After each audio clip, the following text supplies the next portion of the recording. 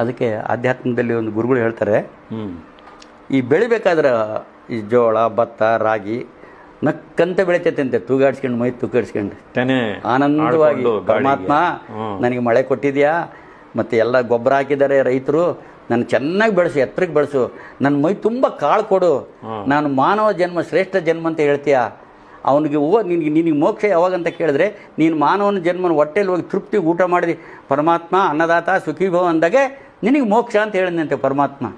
ಧಾನ್ಯಗಳಿಗೆ ಅದಕ್ಕೆ ನಿಮಗೆ ಧಾನ್ಯಗಳು ಅಂತೇಳಿ ಧಾನ್ಯನ ಇದು ಮಾಡ್ಬೇಕಂತ ದಾನ ಮಾಡ್ಬೇಕನ್ನೋದು ಇದಕ್ಕೆ ಅಂತ ಅದು ಹೇಳಿದಾಗೆ ಅವು ಪರಮಾತ್ಮ ಹಂಗಾರೆ ನಾವು ಮಾನವನ ಜನ್ಮನ ಹೊಟ್ಟೆಲಿ ಹೋಗ್ಬಿಟ್ರೆ ನಮಗೆ ಮೋಕ್ಷ ಸಿಗುತ್ತೆ. ಇನ್ನು ಮತ್ತೆ ನಾವು ಈಗ ಬಿತ್ತಿ ಮತ್ತೆ ಇಲ್ಲಿ ಹಾಕ್ತಾರೆ, ಮತ್ತೆ ಬೀಜ ಬಿತ್ತಾರೆ, ಮತ್ತೆ ಬರ್ತಾರೆ, ಸೊ ನಮಗೆ ಅದು ಮೋಕ್ಷ ಇದೆ ಅಂತ.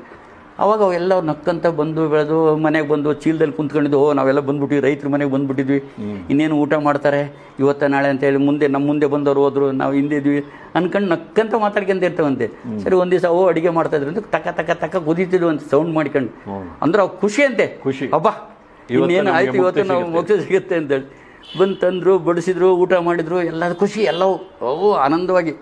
ಆ ಕಡೆ ಈ ಕಡೆ ಅಗಳು ಬಿದ್ದು ಇರ್ತಾವಂತೆ, ಅವು ಅಳ್ತಾವಂತೆ. ನಾವೇನು ಪಾಪ ಮತ್ತೆ ವಾಪಸ್ ಹೋಗ್ಬೇಕಲ್ಲ, ನಾವು ಮತ್ತೆ ಭೂಮಿಗೆ ನಮ್ಮ ಜೊತೆಲಿ ಬಂದವರೆಲ್ಲ ಪುಣ್ಯ ಮಾಡಿದಾರೆ, ಏನು ಪುಣ್ಯ ಮಾಡಿದರು, ಮಾನವನ ಜನ್ಮ ಶ್ರೇಷ್ಠ ಜನ್ಮಕ್ಕೆ ಸೇರಿಬಿಟ್ರು, ನಾವು ಮತ್ತೆ ಹೋಗ್ಬೇಕಲ್ಲ ಅಂತ ಅಳ್ತಾವಂತೆ.